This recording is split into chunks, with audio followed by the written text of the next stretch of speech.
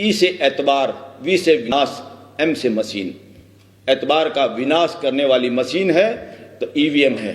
EVM पूरी दुनिया के अंदर, पूरी दुनिया के देशों ने जो टेक्नोलॉजी में भारत से जो बहुत आगे हैं, उनकी कॉन्स्टिट्यूशनल कोर्ट ने भी कहा ये अनफेयर है, इससे इलेक्शन करवाना अपराध है, लोगों के फंडामेंटल राइट का वायलेशन है। हमारे यहाँ क्या गड़बड़ हो रही है?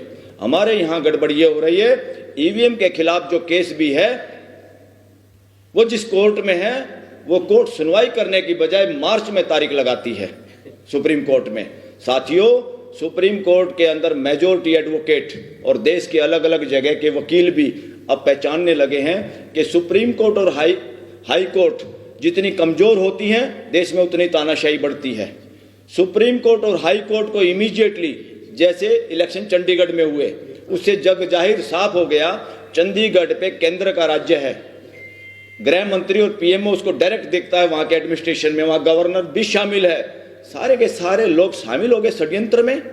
अगर पीएमएलए की तरह से जैसे सरकारी गवाह बना बना के लोगों को जेल में ठोका जा रहा है, जमानत नहीं दी जा रही, उसी तरह की जांच हो तो इस देश का गृह मंत्री और प्राइम मिनिस्टर और वो पंजाब का गवर्नर, वो भी जेल में होने चाहिए, हो सकते हैं।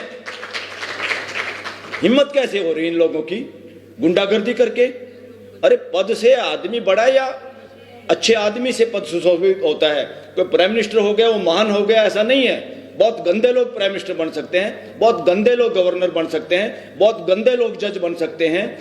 उस पोस्ट पे रह के वो काम किया जाए जो संविधान चाहता है, तब वो पद महान होता है, तब वो ये होता है। अब एक और क्लियर मैं आज बात करूं, फ्यूचर में लोग वकील सुप्रीम कोर्ट के नाम भी लेने वाले हैं। सुप्रीम कोर्ट में मेजॉरिटी एडवोकेट ये करें, देश की हाई कोर्ट और सुप्रीम कोर्ट में कुछ लोग ऐसे पहुंच गए हैं जजों के रूप में, जो सरकार के एजेंट के रूप में काम कर रहे हैं, जो देश और संविधान के अनुरूप काम नहीं कर रहे हैं। उन लोगों को सचेत होने की जरूरत है और इमीडिएटली ईवीएम का केस सुप्रीम कोर्ट को तुरंत सुनना चाहिए, क्योंकि ये देश की आवाज है। अदरवाइज जिस बेंच के सामने ये केस है उससे हटा के चीफ जस्टिस अपने सामने डे टू डे हियरिंग करे और ईवीएम पे देश की भावनाओं के साथ और दुनिया की अदालतों के अनुरूप फैसला दे और देश को ईवीएम की ठगी ठोरी से बचाए और देश में सच्चे लोकतंत्र को स्थापित करने के लिए, संविधान के बचाने के लिए अपना सहयोग दे, वरना हाई कोर्ट और सुप्रीम कोर्ट का महत्व खत्म हो जाएगा देश से। साथियों, लोकतंत्र उसे कहते हैं जिसमें लोगों को बोलने की आजादी हो, जिसमें बल्कि आलोचना करने वालों का ज्यादा स्वागत हो, ताकि हमारी व्यवस्था सुचारू रूप से चल सके। अंग्रेजों के राज में या गुलाम राज में तो हम सोचते हैं, सोच सकते हैं, ऐसा हुआ भी है कि लोगों पे अत्याचार हुए, मगर डेमोक्रेटिक देश में, आजाद भारत में, देश में न्याय के खिलाफ, न्याय के पक्ष में आवाज उठाने वाले लोग, न्याय मांगने वाले लोग, लोगों के साथ अत्याचार किया जाए, धारा 144 लगाई जाए, किसानों की आवाज को दबाने के लिए उनको रास्ते में रोका जाए, कीलें खड़ी की जाएं, बैरिकेडिंग की जाए और ड्रोन से हमला किया जाए और गोलियां चलाई जाएं, और जो ड्रोन इजराइल को दिए जा रहे हैं या जिनसे इंटरनेशनल बॉर्डर पे काम लिया जा सकता है, आजाद और डेमोक्रेटिक मुल्क में अपने ही लोगों पे ऐसा अत्याचार करने वाले लोग डेमोक्रेटिक माइंड सेटअप के लोग नहीं हैं, तानाशाह लोग हैं, गलत तरीके से चुने हुए लोग हैं। ये लोग आजाद मुल्क के शासन में बैठने वालों की काबिलियत इनके पास नहीं है, और इससे पता चलता है क्यों ये लोग ऐसा करते हैं। इन लोगों को ईवीएम के सारे गड़बड़ करके सत्ता हासिल करने का चस्का लग चुका है। जो आदमी लोगों के बीच में जाके रिक्वेस्ट करके, अपनी बात करके जब वोट हासिल करता है तो एहसान से दबा होता है और अपने मुल्क के लोगों की वो बात करता है। और जो आदमी के पास चोरी चकारी की वोट है, चोरी चकारी का पैसा है, उसके लिए इनका महत्व नहीं होता।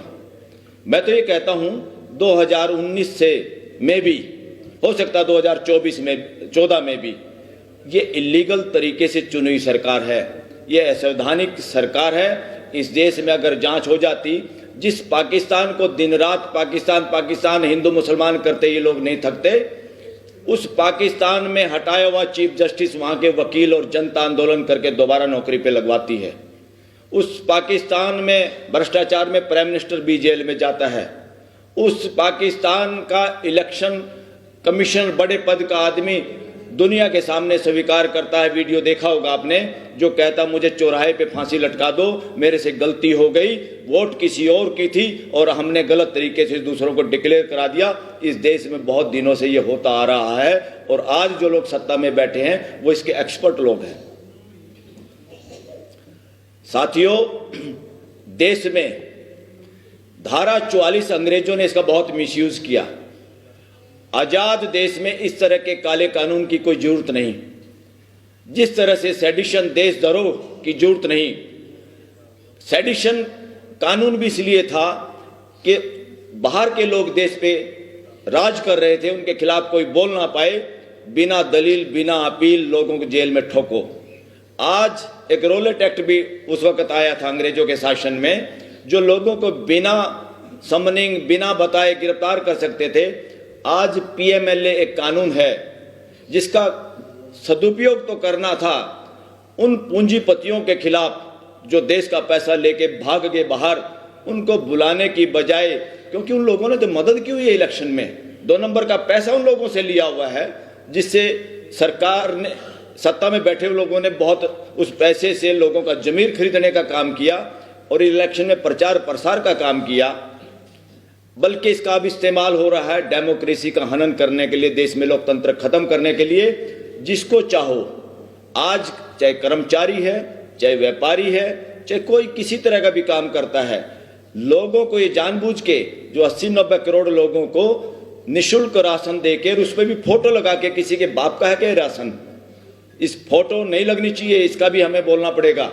ये फोटो लगा के ऐसा कर रहे हैं जैसे कोई धन्नामल सेठ अपनी पॉकेट से ठगी ठोरी मार के फिर जनता को एहसान करना चाहता है।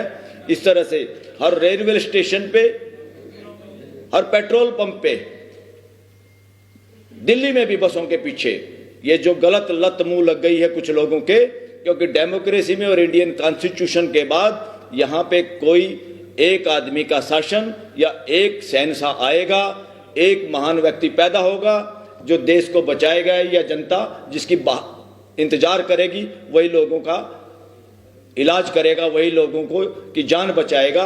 इस तरह की मानसिकता, ये वो मानसिकता है गुलामी की मानसिकता। दूसरी तरफ मानसिकता है जो डेमोक्रेटिक देश में संविधान के बाद है, वो समानता की मानसिकता, फ्रीडम की मानसिकता।